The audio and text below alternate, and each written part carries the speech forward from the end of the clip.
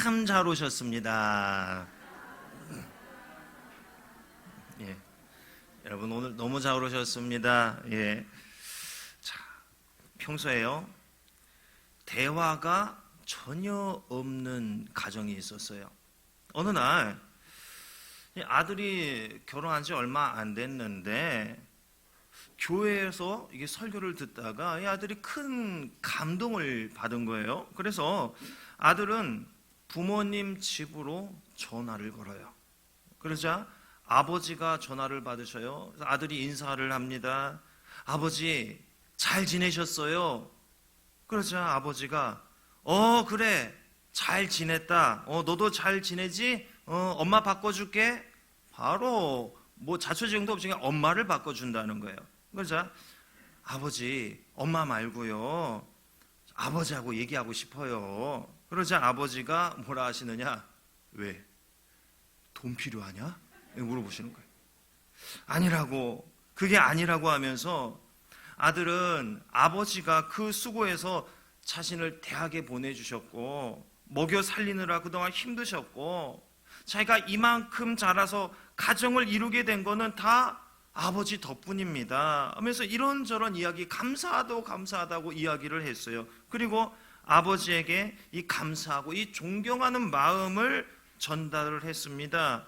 이런 갑자기 아들의 갑작스런 이 말을 들은 아버지가요, 이 가정이 어떤 집안이라고요? 서로 대화가 없는 집인데 갑자기 아들이 이런 거예요. 그러자 아버지가 한동안 말이 없으시다가 마침내 입을 열어서 묻습니다. 너 술 마셨냐?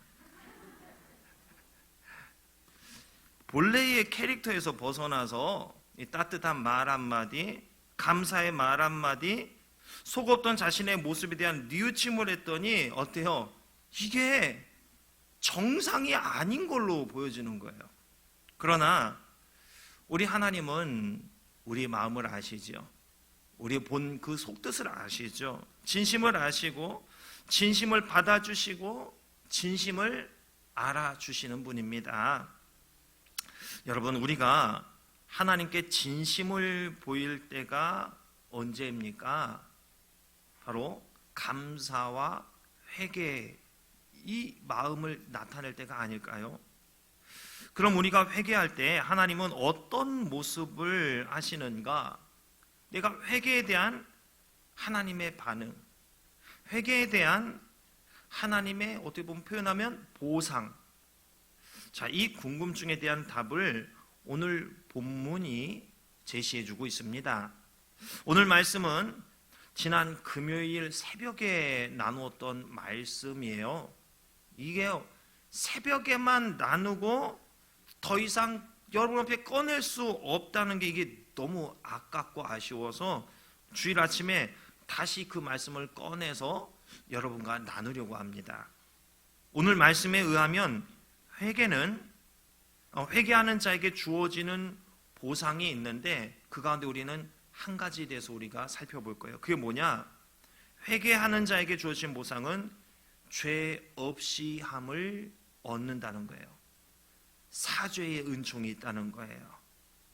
회개하는 자는 죄 없이 함을 받게 되는데 여기서 없이 함을 받는다는 말은요, 지우다, 씻어내리다 이런 뜻이 있어요. 내가 회개하면 하나님께 내 죄에 대해서 다 고백하고 죄 용서함을 구하면은 그 죄가 어떻게 된다는 거예요? 씻겨지게 되더라는 것입니다. 자, 씻기움을 받는다는 게 어떤 의미를 가지고 있는 것인가 이해를 돕자면 고대 근동 사회에서는요, 이 글을 남기는데 양피지나 파피루스에 썼습니다. 거기에 글자를 쓰고 그리고 고치고 싶으면 물 묻은 스펀지로 한번 쭉 닦아버리면 이게 깨끗하게 지워졌어요. 바로 씻김을 받는다는 것이 이런 의미예요. 하나님께 죄가 이처럼 깨끗하게 씻겨지게 되더라는 거예요. 어떤 죄를 지었든지, 심지어는 하나님께서 보내신 메시아를 죽이는 죄를 지었다 해도 우리가 회개하기만 하면은 그 모든 죄가 이처럼 말끔하게 씻겨지게 되더라는 겁니다. 이사야 43장 25절 말씀에 곧 나는 나를 위하여 내 허물을 도말하는 자니 내 죄를 기억하지 아니하리라, 이렇게 말씀을 하셔요. 하나님은 우리의 허물을, 죄를, 잘못을 도말하시는 분인데 내 죄를 기억조차 하지 않으신대요. 내가 회개하기만 하면. 한편으론 죄 사함 받을 수 없는 죄도 있습니다. 바로 성령 회방죄가 이에 해당하는데 오늘은 이것에 대해서까지는 다루지는 않겠습니다. 회개하면 하나님은 그의 죄를, 그의 과거를 문제 삼지 않으시고 그의 죄를 다 씻어버리셔요. 자, 이에 대해서 구약의 인물 모세를 예로 들어보겠습니다. 이스라엘 자손이 고된 노동으로 인해 탄식하며 부르짖습니다. 그러자 그 소리가 하나님께로 상달되어져요. 하나님은 그들의 탄식 소리를 들으시고 그들의 조상과 맺었던 언약을 기억하십니다. 이에 이스라엘 자손을 돌보셔요. 그리고 하나님은 그에 대한 시작을 어떻게 하시느냐? 모세를 찾아가는 것으로부터 시작하십니다. 당시 모세는 사람을 죽이고 광야로 도망가 있는 상태예요. 살인을 저지르고 도주한 수배자예요. 그런데 하나님은 이런 사람을 찾아가셨더라는 거죠. 그 많은 사람 가운데에 이스라엘 사람 중에 얼마나 많겠어요. 살인 저지르지 않고 그래도 당시 모세보다 더 나아 보이는 사람 얼마든지 있을 거 아니에요. 그런데 그 모든 사람 다 제쳐주고 하나님은 광야 한쪽 구석에 보이지 않게 살아가고 있는 살인자 모세에게로 찾아가셨어요. 그 많은 사람 가운데에 살인의 추억이 있는 자를 하나님이 찾아가셨습니다. 그러면서 하나님은 떨기나무 가운데 있는 불꽃에서 나타나십니다. 모세에게 그렇게 나타나셔요. 왜 하필이면 그 많은 나무 가운데 이 볼품없는 떨기나무인가? 이 떨기나무는요, 볼품 없고 앙상한 가시덤불입니다. 이 나무는 고난 가운데 처해 있는 이스라엘 민족을 상징해요. 여러분, 이 가시나무를 어디에 쓸 수 있겠습니까? 우리 기준으로 보면 쓰잘데기 없는 나무에 불과해요. 목재가 좋으면 가공해서 뭔가를 만들기라도 하죠. 이 가시떨기 나무는요, 그냥 불에 태우는 용도 정도? 그 정도로밖에 쓰일 수가 없을 것입니다.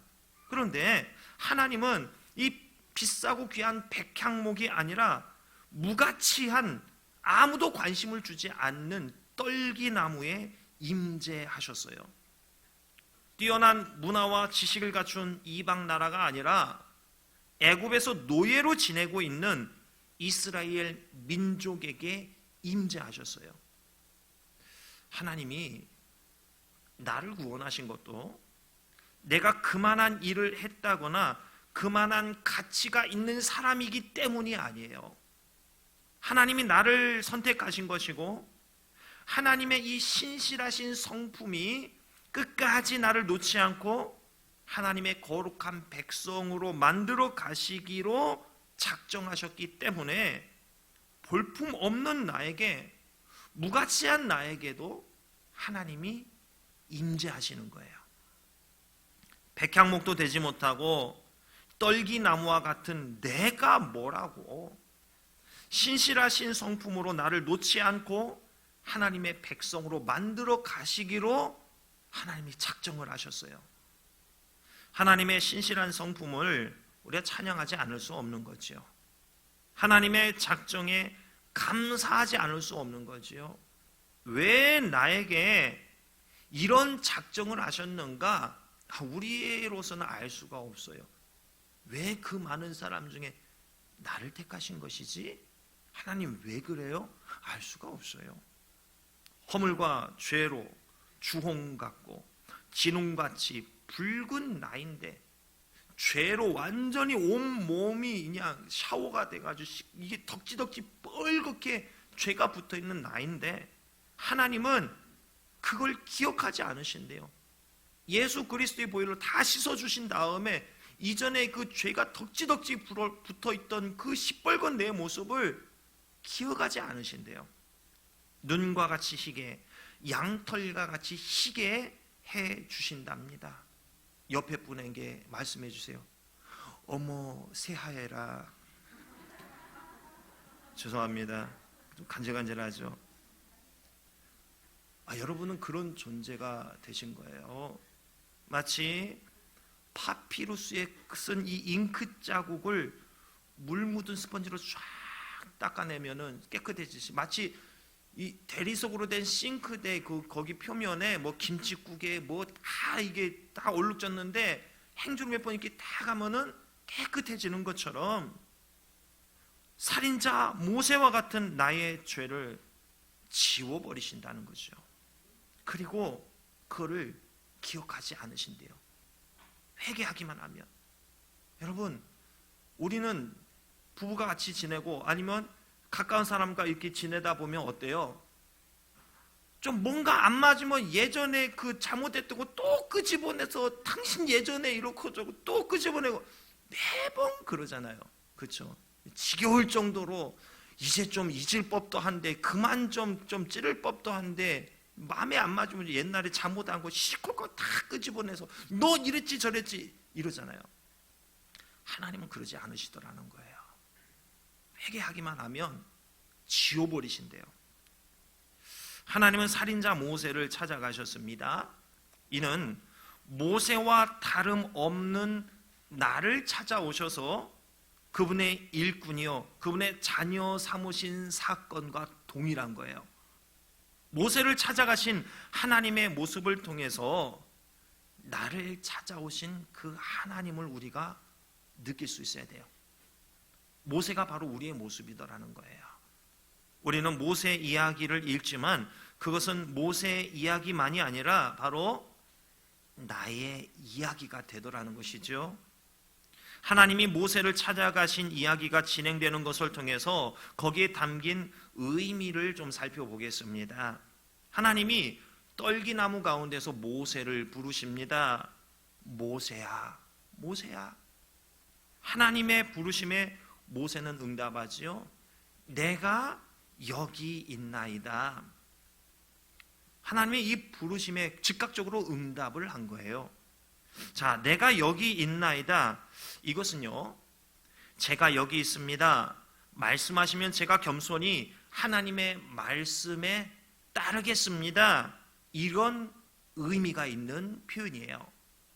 하나님의 부르심에 겸손히 즉각적으로 응답하는 모습을 나타내고 있어요. 이 모습을 통해서 전능하신 하나님 앞에서 인간의 보잘것없는 자신의 모습을 솔직하게 드러내고 있는 겁니다. 하나님은 전능하시고 거룩하고 위대하십니다. 저요, 저는 가치가 없고 볼품없는 존재입니다. 하나님, 나 이거밖에 안 되는 존재입니다. 하나님, 이렇게 고백하고 있는 거예요. 자신의 모습을. 모세가 하나님의 부르심에 즉각적으로 응답했는데, 자, 이 모습, 즉각적으로 응답하는 이 모습이 나타내는 것, 의미하는 게 뭐냐면 그가 이방의 땅 미디안 광야에서 목축업을 하면서 생활하는데 40여 년이 지난 상황이에요 지금. 그런데도 그가 하나님을 잊어버리거나 하나님을 떠나서 우상을 섬기거나 하지 않는, 믿음을 지키고 있는 그 삶을 여전히 살고 있다는 것을 나타내는 거예요. 그래서 그는 하나님의 부르심을 바로 캐치할 수 있었던 것이고, 그 하나님의 부르심에 망설임 없이 즉각적으로 이렇게 대답하고 이런 신앙적인 자세를 취할 수 있었던 거예요. 하나님 말씀하세요. 제가 순종하겠습니다. 바로 하나님의 음성을 듣고 이렇게 곧바로 엎드린 거예요. 이것은 하나님께 항복을 선언한 것과 같습니다. 무조건 따르겠습니다. 내 의지, 내 계획을 다 지워버리고 하나님께 항복하고 하나님이 이끄시는 대로 나 그냥 따라가겠습니다. 전적으로 하나님께 다 맡겨버리겠습니다. 이런 마음의 결단이라는 의미가 있는 거예요. 말씀해 주세요. 내가 순종하겠습니다. 이거죠. 이 모세의 대답을 들으신 하나님은 그에게 말씀을 하십니다. 이리로 가까이 오지 말어라. 내가 선 곳은 거룩한 땅이니 네 발에서 신을 벗어라. 하나님은 왜 모세에게 신을 벗어라 이렇게 말씀하신 것인가? 이 상황과 전혀 엉뚱한 말씀을 하는 것처럼 느껴집니다. 왜? 우리는 이스라엘의 어떤 문화와 어떤 그런 걸 잘 모르기 때문에 갑자기 하나님이 나타나서 모세가 말씀하세요. 제가 따르겠습니다. 신앙 고백을 하는데 갑자기 하나님이 야, 신 벗어 이렇게 말씀하신 걸 이해할 수가 없잖아요. 자, 성경을 보면 거룩한 장소나 상중에 신을 벗었어요. 그리고 자신의 기업을 포기할 때도 신을 벗었어요. 히브리인들에게 신을 벗고 맨발로 걷는다는 것은 이거는 수치스럽고 비참한 일이었어요. 왜냐? 그들의 사회에서는 노예들이 맨발로 다녔어요. 노예가 아닌 다른 사람들은 다 신을 신고 다녔어요. 그러니까 신을 벗으라는 것은 노예와 같은 상태가 된다는 것을 의미하는 거죠. 그리고 먼지가 많은 당시 그 지역의 특성상 신발은 뭘 상징했느냐? 더러움을 상징했고 죄를 상징했어요. 즉 하나님은 신을 벗어라. 이건 여러 가지 의미가 있죠. 나는 거룩하니 너도 거룩해야 돼. 죄를 좀 벗어야 돼. 더러움을 벗어라. 이런 의미가 있는 거죠. 그러므로 하나님 앞에서 신을 벗는다는 것은 하나님의 거룩하심에 대한 경외의 표현이자 자신의 낮고 천함에 대한 고백과도 같은 거예요. 하나님은 거룩한 분이시기 때문에 당신의 자녀로 부름받은 자에게도 거룩할 것을 요구하셔요. 거룩하신 하나님은 죄를 미워하시고 악인을 멸하십니다. 따라서 죄를 가지고서는 하나님께로 가까이 접근을 할 수 없어요. 하나님이 부르신데 죄가 있어요. 가까이 갈 수가 없는 거예요. 하나님께 가까이 가기 위해서는 먼저 나의 죄를 그리스도의 보혈의 공로에 의지해서 확실하게 이거 죄를 씻어내 버려야만 합니다. 그러면 하나님은 나를 당신의 자녀 삼으시고 당신의 품 안으로 영접하셔요. 모세가 신을 벗은 것이 바로 이러한 상황을 의미하는 것입니다. 하나님의 부르심과 요청에 이 모세는 하나님을 경외하는 모습, 자신의 낮고 천함에 대한 고백을 한 거예요. 즉 회개의 과정을 걸어가고 있는 거죠. 하나님 앞에 회개하고 있는 거예요. 하나님이 떨기나무의 불꽃에서 모세를 부르시는 사건에 이러한 영적인 상황이 전개되고 있었던 거예요. 자, 그럼 이번에는 신약 성경에서 있는 사건을 한 예로 한번 들어보겠습니다. 베드로가 밤새도록 물고기를 잡아요. 그런데 결국은 한 마리도 잡지 못해요. 허탕치고 말았어요. 그래서 그날 일을 그냥 마치자 하고 배에 나와가지고 그물을 씻습니다. 일을 끝내고 퇴근을 준비하는 거죠. 그럼 베드로에게 예수님이 가십니다. 그리고 말씀하셔요. 깊은 데로 가서 그물을 내려 고기를 잡으라. 베드로는 이 말씀을 따릅니다. 그렇게 하니까 고기를 잡은 것이 심히 많아 그물이 찢어지게 됩니다. 그물이 찢어질 정도로 엄청나게 고기를 잡은 거예요. 자, 이것을 본 시몬 베드로가 예수님의 무릎 아래에 엎드립니다. 그리고 말하기를 주여 나를 떠나소서 나는 죄인의로소이다. 갑자기 신앙 고백을 하는 거예요. 예수님의 가르치심과 이 기적을 체험하면서 깨닫게 된 게 뭐예요? 예수님은 거룩한 분이신데 나 자신은 너무나 부끄럽고 추악하고 더러운 죄인이라는 이 사실이 분명하게 깨달아지는 거예요. 거룩한 분과 더러운 나의 모습과는 이 거리가 너무 멀게 느껴져서 주여 나를 떠나세요. 나는 죄인입니다. 이렇게 고백이 되는 거예요. 거룩하신 예수님과 죄로 찌든 자신과의 거리가 한없이 멀게 느껴지는 거예요. 감히 거룩하신 그분 가까이에 나아갈 수조차 없을 만큼 너무나 더럽고 추악한 자신을 보게 되는 거예요. 이 깨달아지게 되는 거예요. 예수님을 단순한 인간 이상의 신적 권위를 지닌 존재로 인식하게 된 거예요. 그러자 이 거룩한 분에 비해서 자신은 초라하고 보잘것없는 이 가시덤불과 같은 존재라는 것을 깨닫게 된 거예요.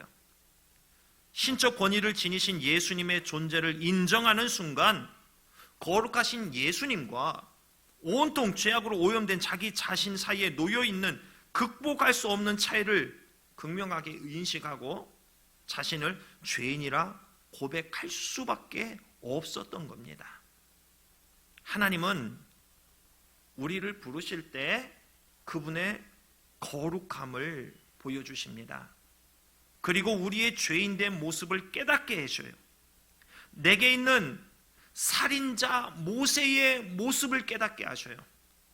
내게 있는 베드로와 같은 하나님의 뜻에 일치되는 삶을 살지 못하는 이 생활 전반의 죄를 깨닫게 해주셔요. 우리는 이 고통을 느껴야 돼요. 감히 범접할 수 없는 그 하나님의 거룩하심. 그런데 나는 너무 더럽고 추악한 이걸로 인한 이 고통스러움을 우리는 경험해야 됩니다.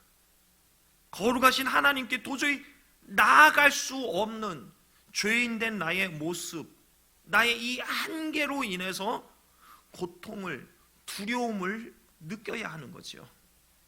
죄악된 내 모습이라는 현실을 직시하고 그로 인해 고통과 두려움의 감정을 느끼는 순간 예수 그리스도의 보혈을 의지하지 않을 수가 없는 거예요. 회개하지 않을 수 없는 거예요. 하나님 나 어떡합니까? 어떡합니까? 나 이 죄로 인해 나 어떻게 해요? 이제 나 이제 어떻게 해요? 발을 동동 구르면서 자신의 이 모습에 막 어떻게 할 수 없는 이 감정 가운데 놓여야 돼요. 회개하면 모세와 같이 이 신을 벗는 과정을 거치면 하나님은요 내 이 과거를 잊어버리시고 그분의 일꾼으로 신실한 종으로 삼으시더라는 거예요. 아무리 내 죄가 주홍과 같이 붉을지라도 하나님은 용서하시고 다 덮어주고 잊어버리시고 모세와 같이 민족의 지도자로 사용하셔요. 베드로와 같이 그 제자 가운데에 사도로 또 가장 으뜸이 되는 사도로 그를 사용하시는 거예요. 하나님이 우리를 구원하신 것, 내가 그만한 일을 했다거나 그만한 가치를 가지고 있기 때문이 아니에요.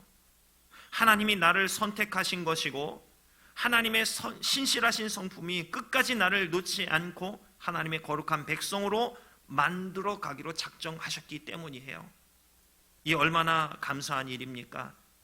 가치가 없는 나인데, 떨기나무와 같은 나인데, 살인자와 같은 나인데 도저히 하나님의 거룩하심에 참여할 수가 없는, 꿈조차 꿀 수 없는 나인데 그런 하나님이 나를 택하셨어요. 지구의 이 60억 인구 가운데에 나를 정확하게 딱 택정해서 끌어오셨어요. 하나님의 신실한 성품이 끝까지 나를 붙드시는 거예요. 볼품없고 가치 없는 나를 하나님의 거룩한 백성으로 만들어 가시기로 작정을 하신 거예요. 여러분, 우리는 하나님 앞에 먼저 비참함을 느껴야 됩니다.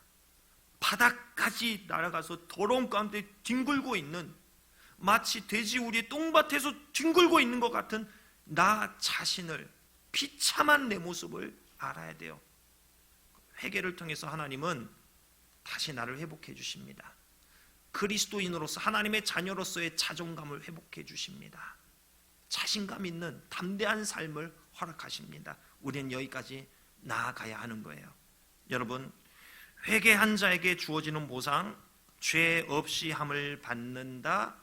여긴 이런 의미가 있는 것입니다. 사랑하는 성도 여러분, 감당할 수 없을 만큼의 좋은 일이 저와 여러분에게 일어났던 것입니다. 어떻게 보면 로또 당첨보다 더 크고 기적과도 같은 일이 저와 여러분 가운데 일어나게 된 거예요. 이게 구원이잖아요.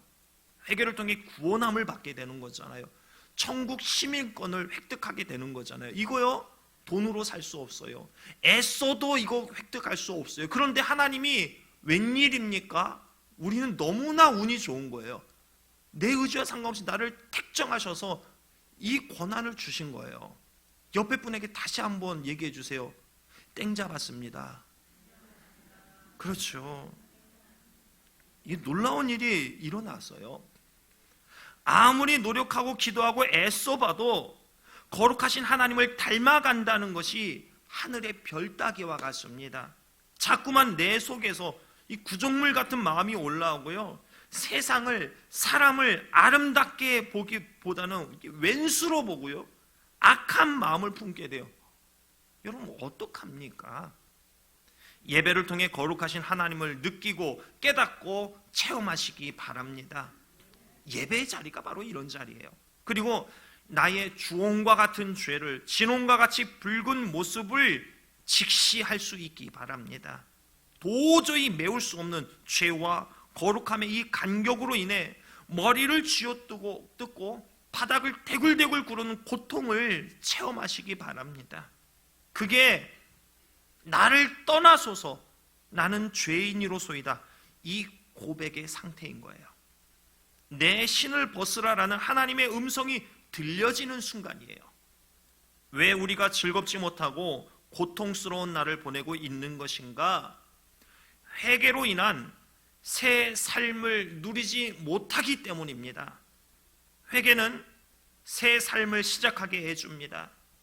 은과 금 없어도 내게 있는 나사렛 예수 그리스도의 이름 하나로 충만하고 기뻐하는 삶이 시작되는 겁니다. 하나님은 회개하는 자의 과거를 도말해 주시고 그의 인생에 새 일을 행하십니다. 너는 이전 일을 기억하지 말며 옛날 일을 생각하지 말라. 보라, 내가 새 일을 행하리니 이제 나타낼 것이라. 거룩과 죄의 간격으로 인한 고통, 하나님의 부르심, 거기는 나의 엎드림, 신을 벗은 것, 여러분 반드시 체험하시기 바랍니다. 다른 거 기도하지 마세요.